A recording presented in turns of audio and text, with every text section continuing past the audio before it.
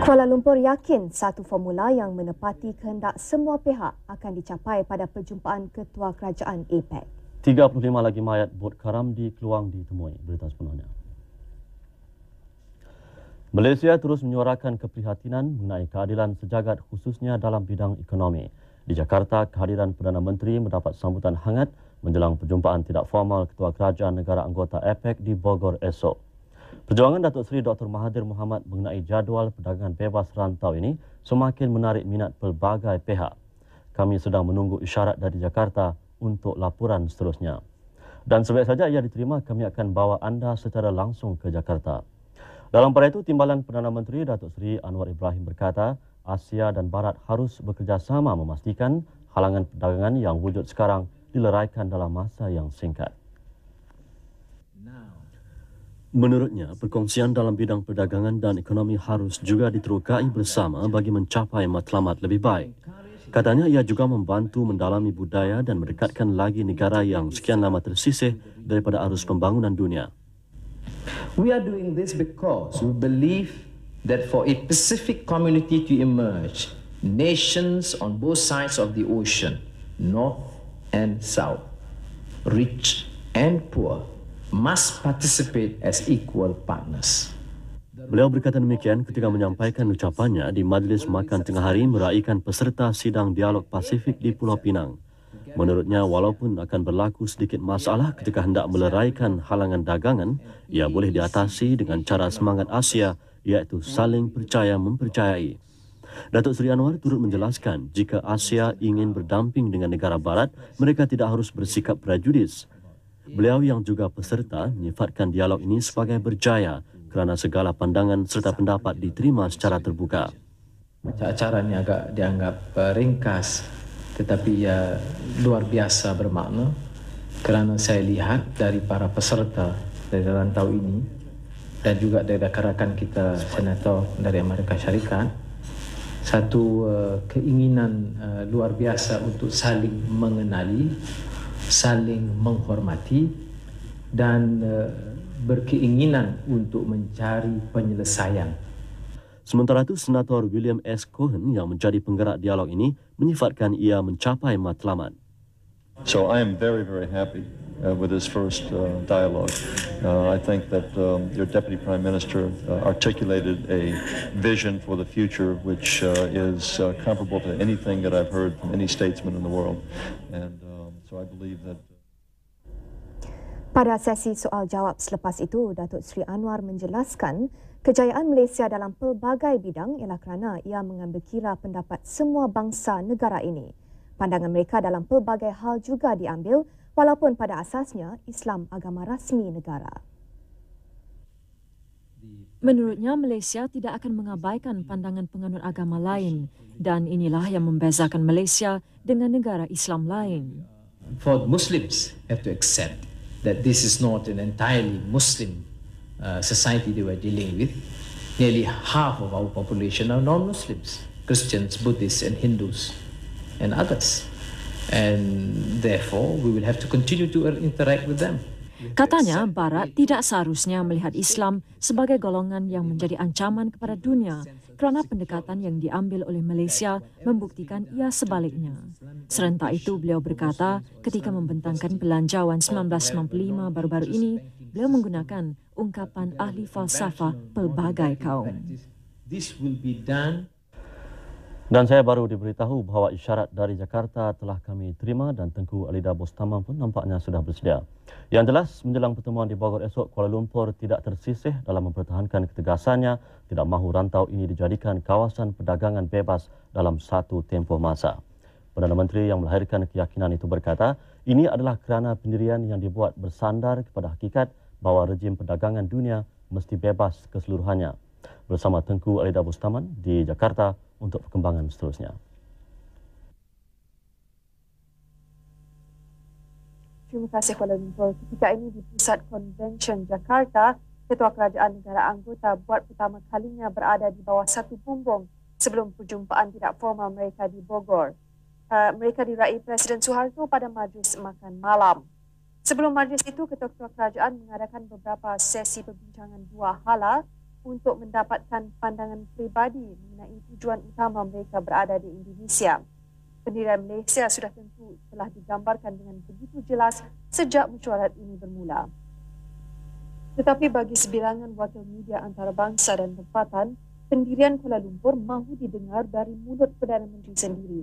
Mereka menunggu di luar Dewan sebelum majlis makan bermula untuk seketika dan beredar ke dalam dan berkumpul di laluan Permaidani Merah ini hampir setengah jam. Boleh dikatakan pada setiap majlis yang dihadirinya, Datuk Seri Dr. Mahathir didekati wakil media yang mahu mendapatkan ulasan sebagai tetamu di Indonesia dan menghormati semangat bermusyawarah. Beliau tidak mahu menyatakan pendiriannya sehingga perjumpaan dengan ketua kerajaan lain esok. I cannot anticipate myself. I want to give myself the freedom to think and to speak. And after the meeting, we will tell you. Does that mean you're undecided at this moment, sir? Pardon? Does that mean you're undecided at this moment? Well, I like to hear other people's views. Okay? What's that? Yes, we look in the context of the whole world. We are liberal to everybody. Yeah, we are afraid you were isolated from the other countries. You wanted to talk? Huh? You were isolated from the other members. And we are not isolated. We have lots of friends everywhere. Perhatian media itu adalah berikutan pemulauan perjumpaan pertama di Seattle tahun lalu dan ketegasan Kuala Lumpur di Jakarta kali ini. Tidak kurang menariknya pertemuan beliau dengan Perdana Menteri Australia Paul Keating. Perjumpaan di hotel penginapan Perdana Menteri dijadualkan 30 minit tetapi ia berlarutan hampir 1 jam. Turut hadir Menteri Luar Datuk Abdullah Ahmad Badawi, Menteri Perdagangan Antarabangsa dan Industri Datuk Seri Rafidah Aziz dan Penasihat Ekonomi Kerajaan Tun Daim Zainuddin. Ini adalah pertemuan pertama selepas teguran terbuka Keating terhadap kepribadian Perdana Menteri yang enggan menerima pelawaan Presiden Clinton. Keating menggunakan ungkapan recalcitrant. Selepas ketegangan berhubung insiden itu berjaya dikendurkan, tumpuan perbincangan beralih kepada mempereratkan kerjasama dalam bidang perdagangan dan penyelidikan berunsur sains dan teknologi. Keating yang dijumpai enggan mengulas. The word recalcitrant mentioned? I think it's no longer in the vocabulary. Ulasan itu dibuat sejurus sebelum kunjungan hormatnya ke atas Presiden Suharto, tuan rumah perjumpaan tidak formal ketua kerajaan APEC yang kedua. Turut mengiringi beliau Datuk Abdullah Ahmad Badawi dan Datuk Seri Rafidah Aziz. Presiden Suharto diiringi Menteri Luarnya Ali Al-Atas.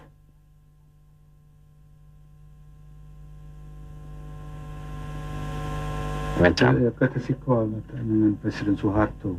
Adakah deklarasi Bogor dibincangkan? Tidak secara detail, cuma daripada segi prinsip. Dan kita berpendapat walaupun ada perbezaan pendapat antara kita dengan mereka, tapi ini dapat dimuatkan juga dengan melalui satu cara supaya kita punya pendirian nyata tetapi tidak menjejaskan pendirian negara-negara lain dan juga Indonesia. Dan ketika di Jakarta, Perdana Menteri juga merasmikan penubuhan PT Maybank Indonesia International. PT Maybank Indonesia International adalah usaha sama pertama yang menggabungkan institusi kewangan Malaysia dan Indonesia. Dalam konteks ini, penubuhan PT Maybank Indonesia International ini adalah wajar dan tepat sekali pada waktunya. Adalah diharapkan bank bersama ini akan dapat memainkan peranan yang meningkatkan aliran perdagangan dan pelaburan di antara Malaysia dengan Indonesia. Tuan-tuan dan puan-puan, langkah Maybank mengembangkan perkhidmatannya ke Indonesia adalah satu langkah yang sejajar dengan dasar kerajaan Malaysia yang inginkan supaya sektor korporat Malaysia mengalih pandangan ke negara-negara membangun terutama di rantau ini. Melalui cara ini, kita akan menikmati bersama pembangunan di negara berkenaan dan mendapat manfaat daripada kesejahteraan.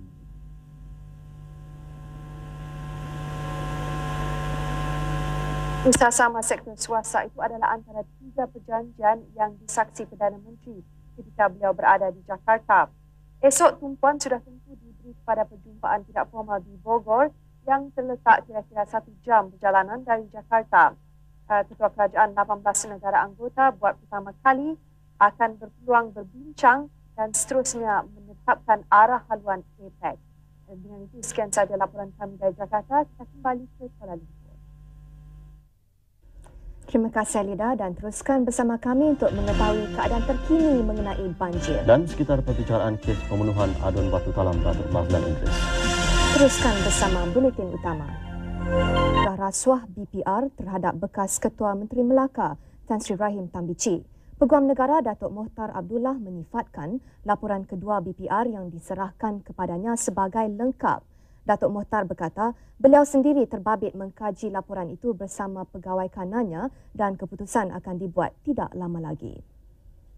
Mengkaji segala aspek, bukan hanya dari segi fakta tapi dari segi perundangan.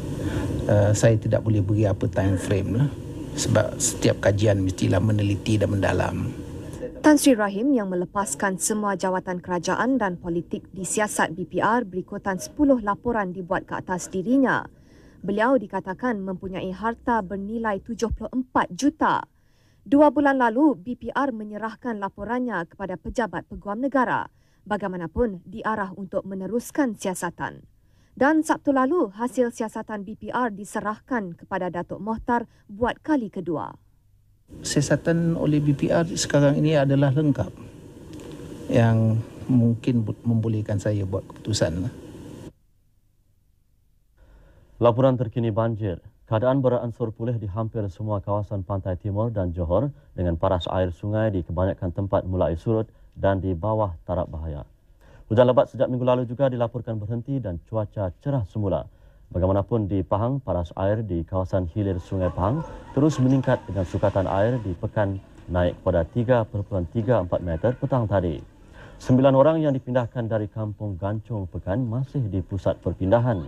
100 lagi penduduk di Kampung Rakit belum berpindah walaupun terpaksa menggunakan sampan untuk keluar rumah.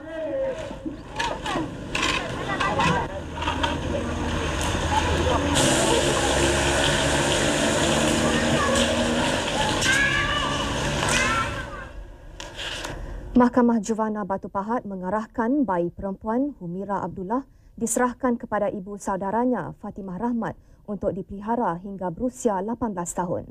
Keputusan dibuat Magistrate Muhammad Al-Salfi Hashim yang menjadi pengerusi mengadili perbicaraan selepas menerima pandangan 2 penasihat Isyak Embong dan Yap Peng Chun. Ia dibuat mengikut Seksyen 22-1B Akta Perlindungan Kanak-Kanak 1991 selepas mahkamah menerima permohonan daripada Fatimah. Mengikut seksyen itu, Humira boleh diletakkan bawah jagaan ibu kandungnya, Fatliyatun Rahmat, yang kini menjalani hukuman penjara 5 tahun 8 bulan di penjara Kajang atau diserahkan kepada saudara terdekat atau rumah kanak-kanak. Humira 4 bulan dijumpai ditinggalkan di tepi longkang Jalan Idrus Batu Pahat 23 Ogos lalu. 2 September lalu, Mahkamah Magistrate Batu Pahat menjatuhkan hukuman penjara 6 tahun terhadap Halim Aris 21 tahun dan Fatliyatun selepas mengaku bersalah membuang Humira di tepi longkang itu. Hukuman itu dibuat selepas Halim dan Fatliyatun didakwa melakukan kesalahan mengikut Seksyen 317 Kanun Kesiksaan. Pendakwaan dilakukan Pegawai Perlindungan Kanak-Kanak Pejabat Kebajikan Masyarakat Daerah Batu Pahat, Saidatul Aini Jafri. Dalam perkembangan lain, Mahkamah Tinggi Temerloh Pahang hari ini menangguhkan perbicaraan kes pembunuhan adun batu talam Datuk Mazlan Idris. Penangguhan dibuat setelah peguam bela tertuduh Ghulam Mustafa Nadar Ali Khan tidak sihat. Orang ramai yang datang dengan harapan mendengar keterangan Mona Fandi yang dijangka bila-bila masa minggu ini nampaknya hampa. Ini bukan kerana tertuduh yang dianggap glamour itu tidak datang. Malah Mona dibawa ke mahkamah seperti biasa dengan suaminya Muhammad Afandi Abdul Rahman dan pembantunya Juraimi Hussein. Malangnya, peguam belanya Ghulam Mustafa tidak sihat dan dinasihatkan doktor berehat sehari.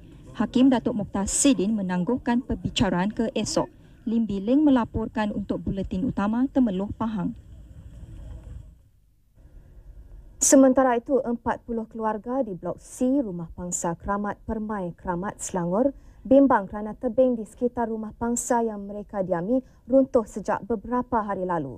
Mereka bimbang rumah pangsa berkenaan akan runtuh sekiranya pihak berwajib tidak segera memperbaiki runtuhan itu yang dikatakan kian besar, terutama dengan musim hujan sekarang. Retak di tebing rumah pangsa ini bertambah teruk sejak hujan lebat beberapa hari lalu. Keadaan ini membimbangkan penghuninya kerana sehingga ini tiada tindakan oleh pihak berkuasa untuk mengatasinya. Menurut Samingan Haji Osman, Persatuan Penduduk telah melaporkan kejadian itu kepada Majlis Perbandaran Ampang Jaya serta Jabatan Pengairan dan Saliran.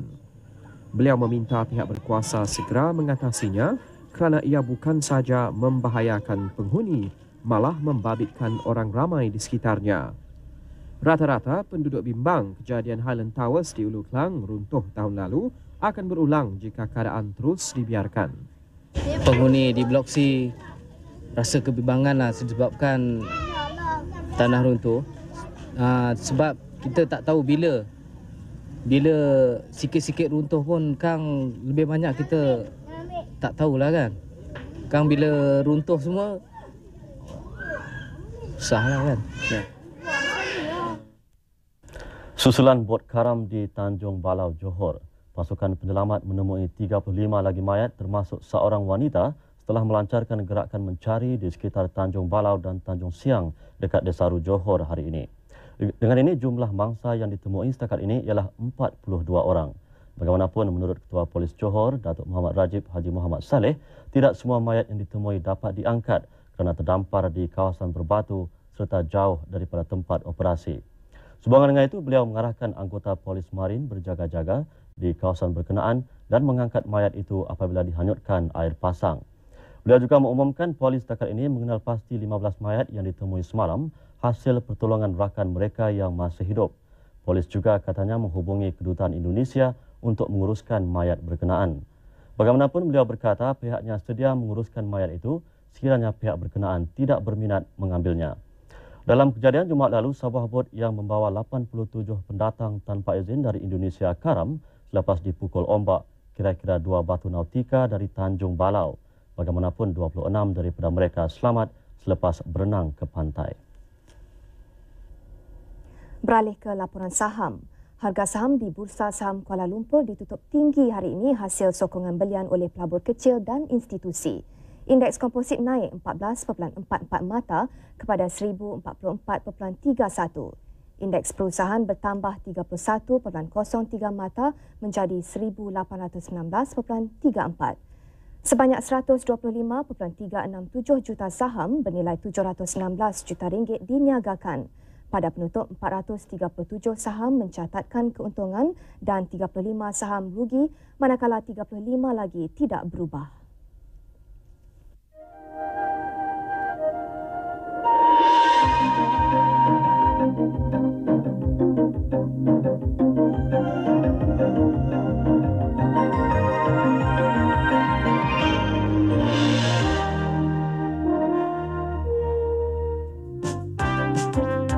Di pasaran tukaran asing, ringgit ditutup rendah berbanding dolar Amerika dalam dagangan agak cergas. Berikut nilai ringgit berbanding mata wang asing.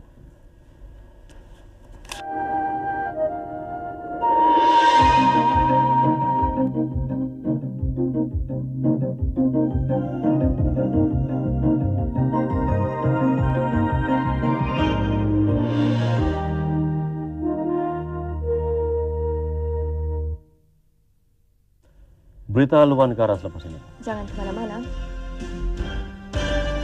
Bosnia, pengganan Serb kini berjaya merampas semula lebih 80% kawasan tanah tinggi sekitar Bandar Bihać yang ditawan Tentera Kerajaan Islam Bosnia 2 minggu lalu. Ini disahkan Jurucakap Pertubuhan Bangsa-Bangsa Bersatu PBB yang berkata pengganan Serb berjaya menguasai kawasan itu sejak tengah hari kemarin.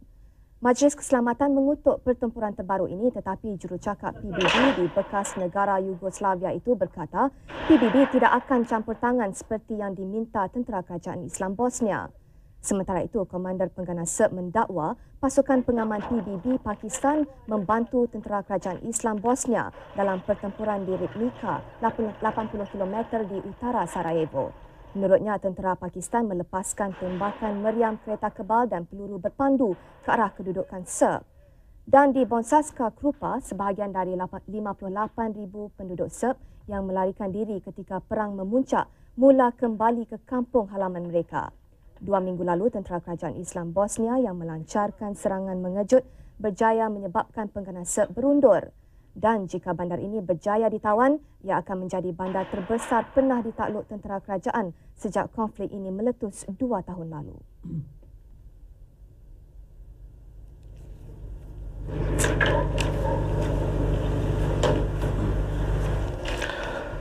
Sweden berjanji akan bekerjasama dengan Kesatuan Eropah EC dalam membangunkan Eropah ke satu era baru yang lebih dinamik. Ini termasuk menangani masalah pengangguran, kedamaian, demokrasi dan alam sekitar. Janji ini dibuat Perdana Menteri Ingvar Carlsson selepas pungutan suara di negara itu menunjukkan rakyat bersetuju menyertai EC. 52.2% daripada 6.5 juta rakyat menyokong dengan 46.9% menentang kemasukan Sweden sebagai negara ke-15 menyertai EC. Pilihan raya ini menyaksikan 2.79 juta rakyat Sweden menyokong menyertai Kesatuan Eropah berbanding 2.52 juta menentang.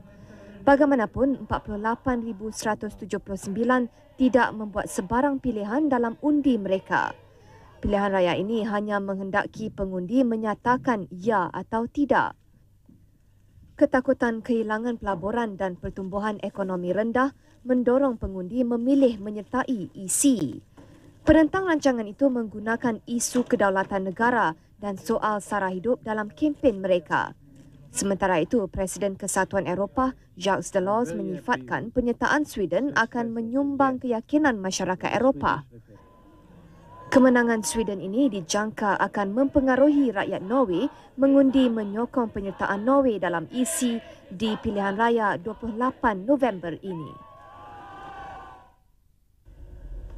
Segmen sukan selepas ini. Ramayah dan Gunasegaran membanggakan Malaysia. Pasangan M. Ramayah dan P. Gunasegaran terpaksa berpuas hati dengan tempat ke-7 kejohanan berprestij itu. Ramayah juga mencatat kejayaan peribadi menduduki tempat ke-6 individu yang dimenangi Fred Couples dari Amerika Syarikat. Amerika juga menjuarai bahagian berpasukan. Kejohanan Heineken ini menyaksikan pasangan Amerika Syarikat Fred Couples dan Davis Love mencatat hat-trick. Mereka turut mencipta rekod baru kejohanan dengan 40 di bawah par 536.